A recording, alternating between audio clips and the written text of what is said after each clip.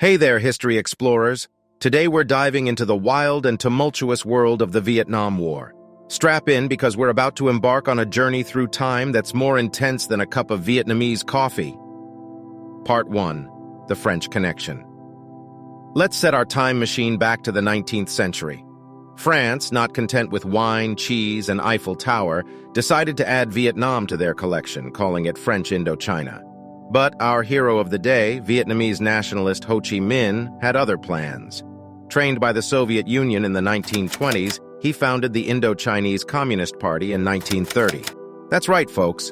Ho Chi Minh was building a resistance before building a resistance was cool.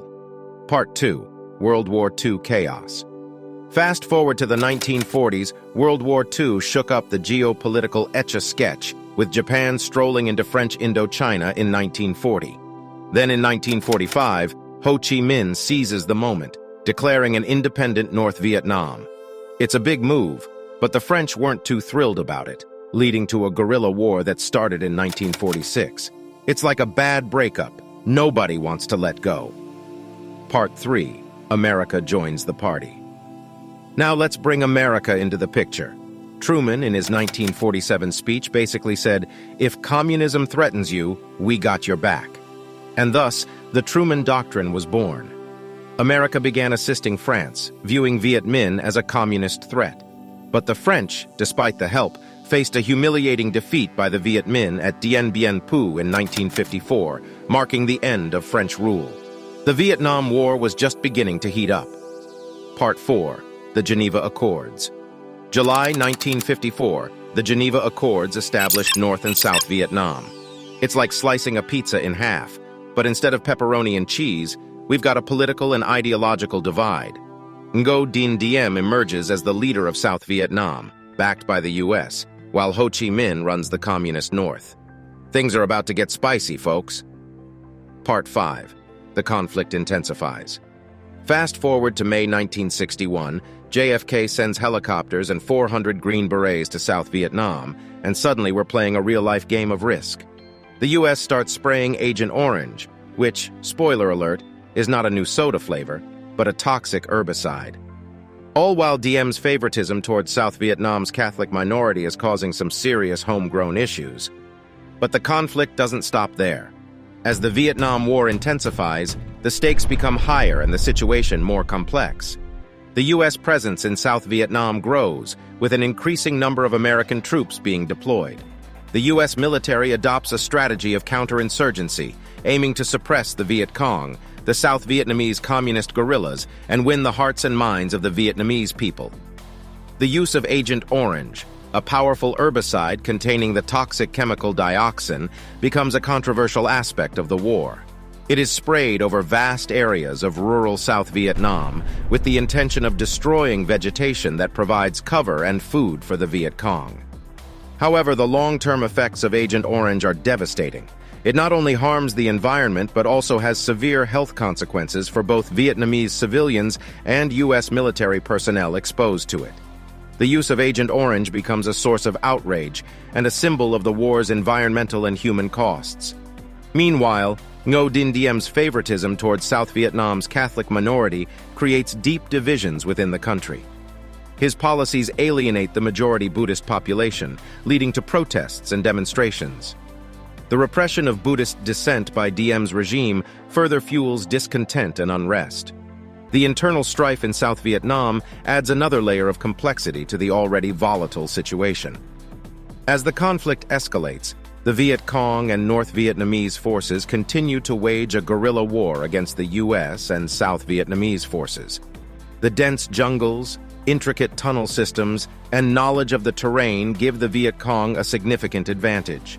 They launch hit-and-run attacks, ambushes, and employ unconventional tactics to undermine the superior firepower of the U.S. military. The conflict takes a toll on both sides. The loss of lives and the brutality of the war become increasingly evident. The American public starts to question the U.S. involvement in Vietnam. The war's televised images and reports bring the harsh reality of the conflict into living rooms across the nation, fueling anti-war sentiment and giving rise to a powerful anti-war movement. Protests, demonstrations, and acts of civil disobedience become widespread. The anti-war movement attracts people from all walks of life, including students, intellectuals, and veterans. They call for an end to the war, advocating for peace and withdrawal of U.S. forces from Vietnam. Within the U.S. military, dissent also emerges. Some soldiers become disillusioned with the war, questioning its purpose and moral justifications. Instances of fragging, the deliberate killing or injuring of officers by their own troops, occur as a result of internal resistance within the ranks.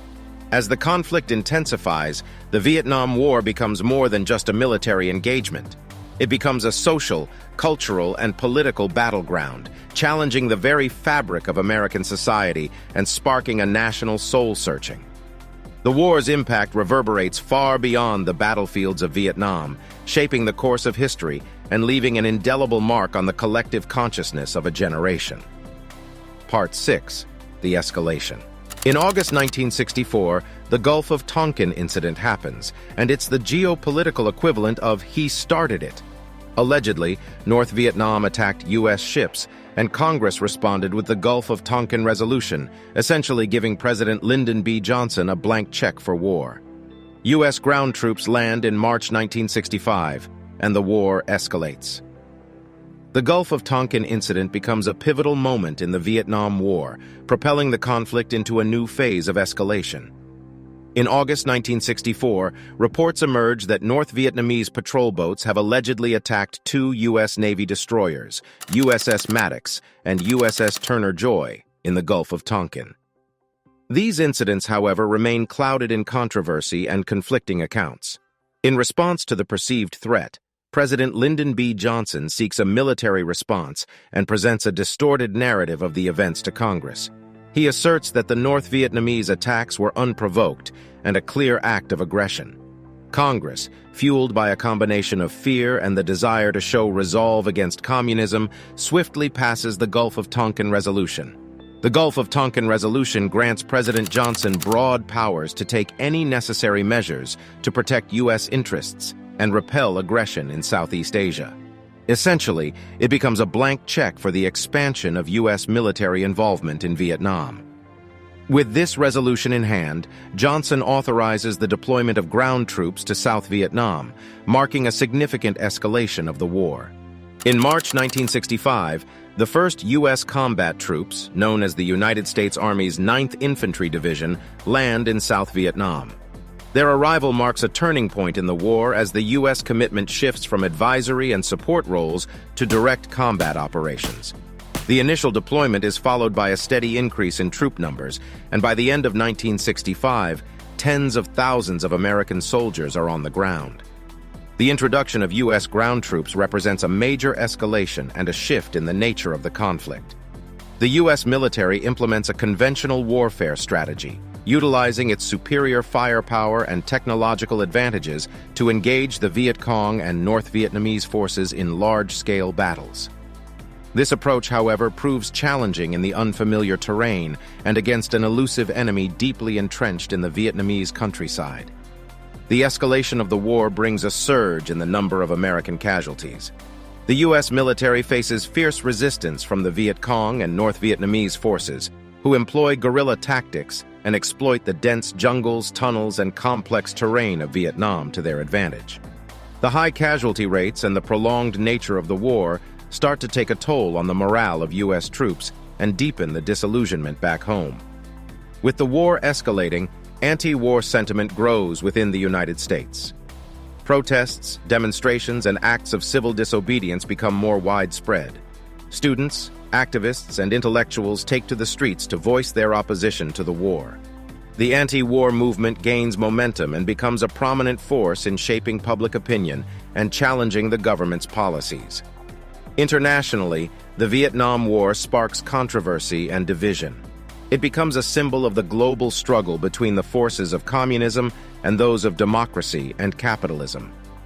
The war intensifies Cold War tensions and draws the attention of the world as nations take sides, either supporting or opposing U.S. involvement in Vietnam. As the war escalates, so does the devastation and the humanitarian toll. The aerial bombing campaigns, the use of powerful weaponry, and the destruction of infrastructure caused significant civilian casualties and displacement. The environmental impact of the war, including the defoliation caused by Agent Orange and the contamination of waterways, further compounds the human suffering and leaves long-lasting scars on the landscape. The escalation of the Vietnam War brings about a deepening divide within American society and fuels the anti-war movement domestically and internationally. The conflict enters a new and increasingly challenging phase, leaving an indelible mark on the history of both Vietnam and the United States. Part 7. The Tet Offensive. January 1968, the Tet Offensive. It's not a new dance move, folks. The Viet Cong and North Vietnamese forces launched surprise attacks on cities throughout South Vietnam. Although it's a military failure for the North, it shocks the U.S. and its allies. The Tet Offensive is like crashing a party uninvited and leaving everyone wondering what just happened. Part 8. The Anti-War Movement. But wait, there's more.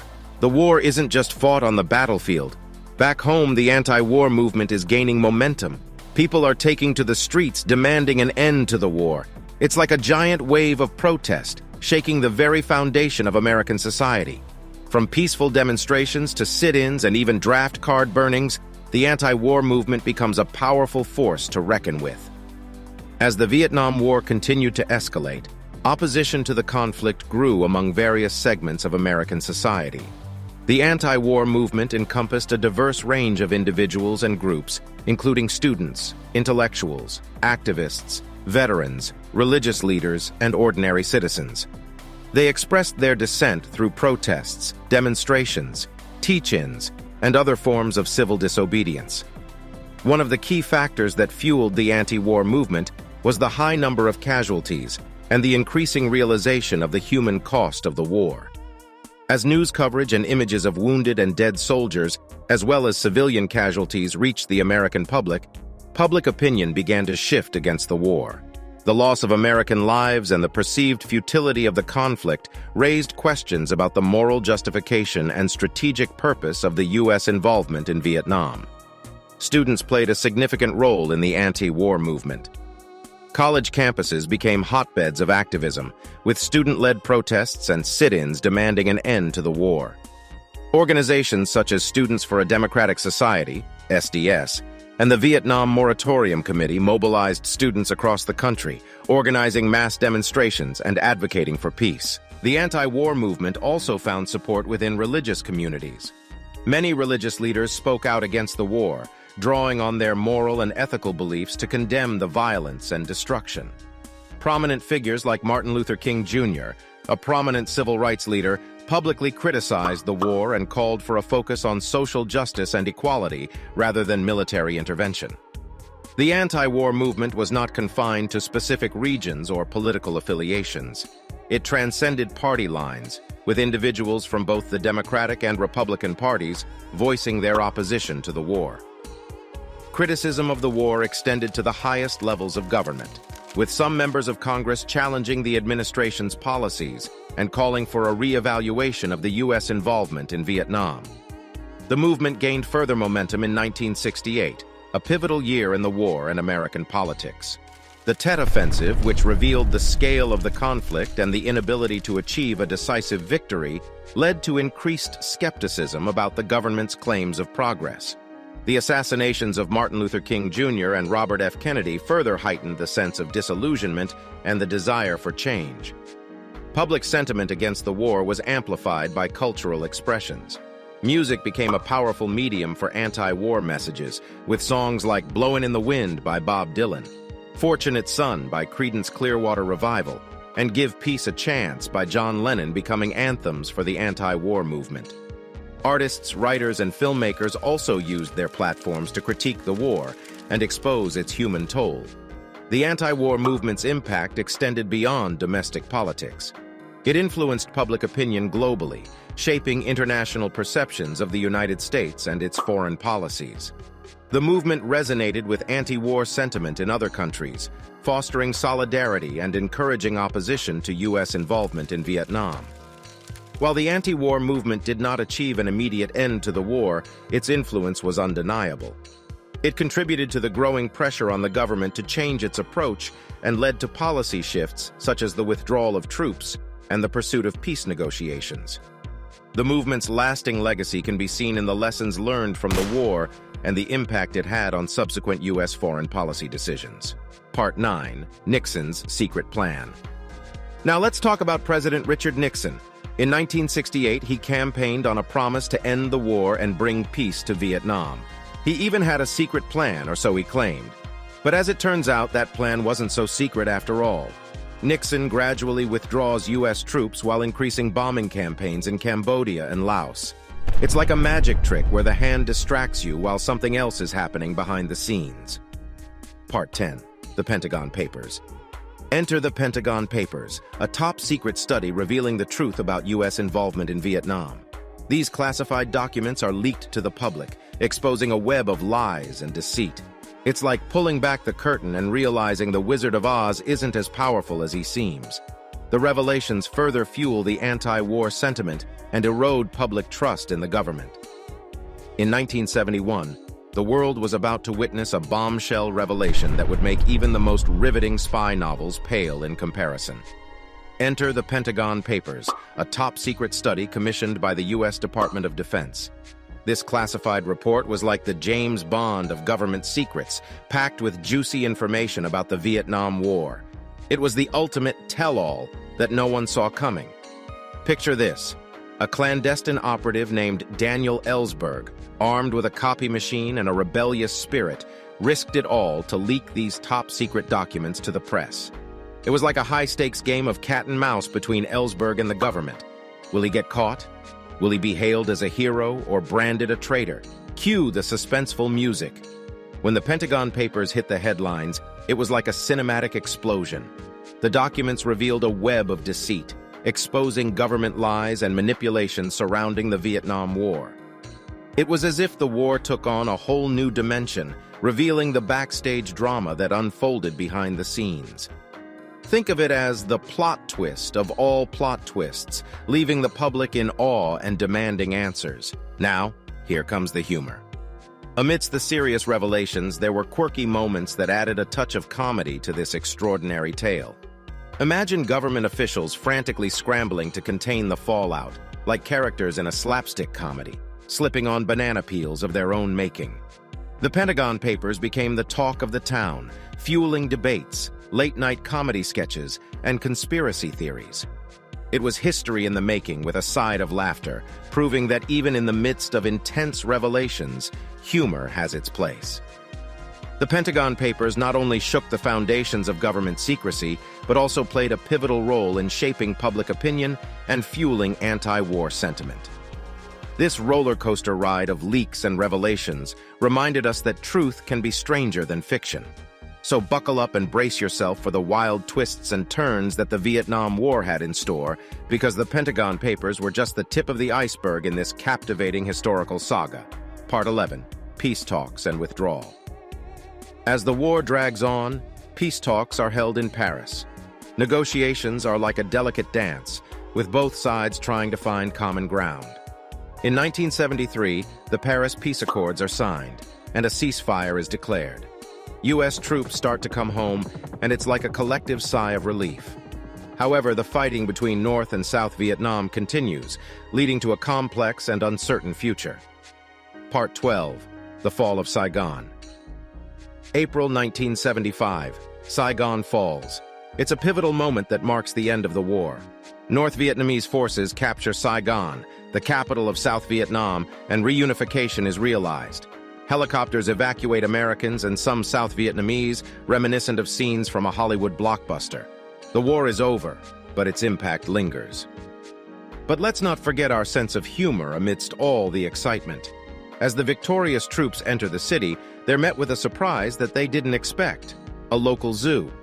That's right, ladies and gentlemen, elephants, tigers, and monkeys roaming the streets alongside tanks and soldiers.